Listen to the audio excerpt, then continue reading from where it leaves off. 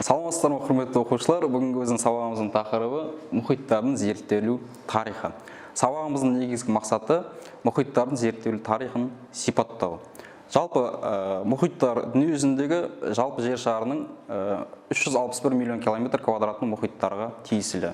Жалпы гидросфераның 97% осы дүниежүзілік мұхиттардың үлесіне тиісті болып табылады. Дүние жүзінде жалпы қазір ғалымдардың айту жалпы 4 мұхит бар. Ең үлкен мұхит Тынық мұхиты. Ең үлкен мұхитымыз Тынық мұхиты 178 миллион километр квадратты алып жатыр. Екінші орында Атлант мұхиты 91 миллион километр квадратты алып жатыр. Ең ұзын мұхит болып табылады. Одан кейін Үнді мұхиты 76 миллион километр квадрат, солтүстік Мұзды мұхиты 14 миллион километр квадрат және кейінгі кезде 5-ші мұхит деп аталатын мұхитымыз бар. Ғалымдардың айтуы бойынша Антарктида материяның оңтүстік жағалауындағы теңіздерді қоса есептеп, оңтүстік мұхит деп те атаймыз. Енді осы мұхиттардың зерттелу тарихына тоқталатын болсақ. Мұхиттардың зерттелуі анау-сонау ежелгі антикалық кезеңнен бастау алады. Антикалық ғалым дәуірінің ғалымдары Геродоттың зерттеулерінде, мысалы Атлант мұхиты туралы құнды деректер кездестіруге болады. Жалпы мұхиттардың зерттелуі орта ғасырлардағы ұлы географиялық ашылулармен сәйкес келеді. Ұлы географиялық ашылуларға себеп болған оқиғаны барлығымыз білеміз. 15-ші ғасырлардағы саяси оқиғаларға байланысты. Яғни Үндістан мен Қытайдан келетін тауарлардың барлығын мына жер арқылы өтеді, Қызыл теңіз арқылы Еуропаға баратын. Осы жерге византиялықтар мен египеттіктердің иелену қадағалау нәтижесінде еуропалықтардың осы келетін Үндістан мен Қытайдан келетін тауарлардан құр қалуына олар осы итермеледі, құр қалуы итермеледі. Яғни олар еуропалықтар осы Үндістан мен Қытайға баратын басқа жолды іздеуге мәжбүр болды. 1497 жылы Васко да Гама испаниялық Пиреней түбегі арқылы жүзіп өтіп, Африканы жағалап жүзіп отырып, оңтүстік Африкадан өтіп, Африканың оңтүстігін өтіп, Үндістанға баратын жолды ашты. Яғни қазіргі Калькутта портына дейін жетті деп есептейміз. Одан кейін ең үлкен із қалдырған, үлкен үлес қосқан, Тынық мұхитын ашқан еуропалықтарға Фернандо Магеллан саяхаты. Фернандо Магеллан саяхаты 1519-22 жылдары жүрді.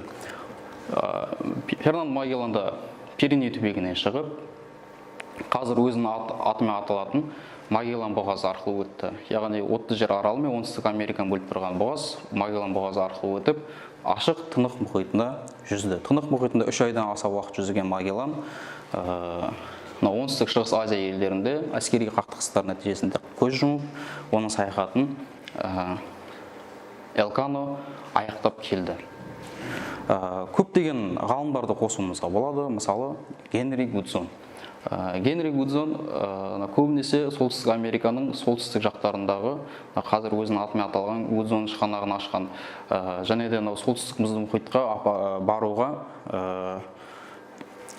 барғысы келген, яғни мұз қоршауынан өте алмай қайттан артқа қайтуға кері шегінуге мәжбүр болған. Және Джеймс Кукті де атауға болады. Австралия материяның жағалауындағы Үнді мұхитын жалпы Джеймс Куктың бармаған жері жоқ қой, неге дейін Антарктиданың бар екенін болжап, сол жаққа қарай бет алып, поляр шеңберінен 3 рет өтіп, мұз қоршауынан өте алмай қайттан кері қайтуға шегінуге мәжбүр болды. Соңғы 20-шы ғасырлардың ғалымдарына, мысалы, Жак-Ив Кустоны айтсақ болады. Теңізді зерттеуге, мұхиттарды зерттеуге үлкен үлесін қосты. Яғни акваланг деген құралды ойлап тапты. Енді теңіздердің тереңдігі. Мұхиттардың тереңдігі барлық жерде бірдей болмайды. Ең терең мұхит бізде дүние жүзіндегі ең терең мұхит Тынық мұхиты болып табылады. 11.022 метр Мариана шыңғымасы. Одан кейін Пуэрто-Рико шыңғымасы Атлант мұхитындағы 8742 метрді алады. Одан кейін Үнді мұхитында Зонд шыңғымасы 7209 метрді алады. Одан кейін солтүстік Мұзды мұхиттағы Гренланд теңізі. Мұхиттардың ең терең жерлері осы болып табылады. Енді мұхиттардың тереңдігін қалай анықтаймыз? Мұхиттардың тереңдігін анықтаған кезде эхолот деген құрал қолданылады. Эхолот яғни эхо жаңғырық дегенді білдіреді.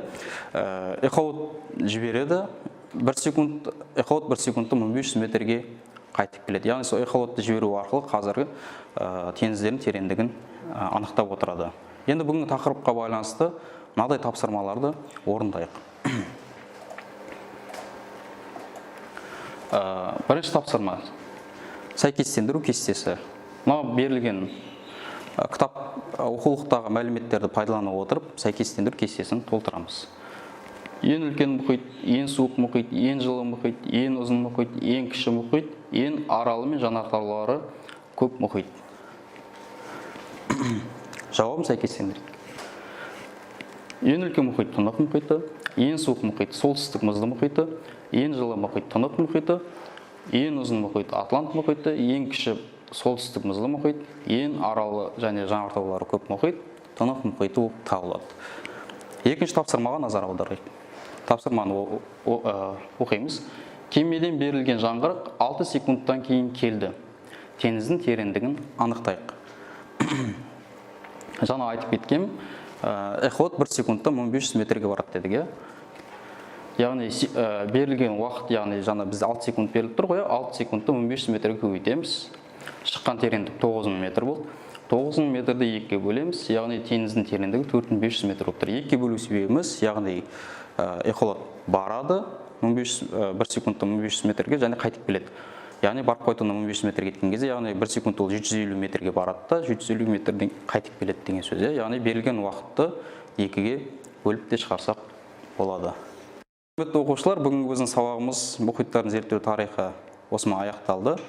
Назарларыңызға рахмет. Қош, сау болыңыздар.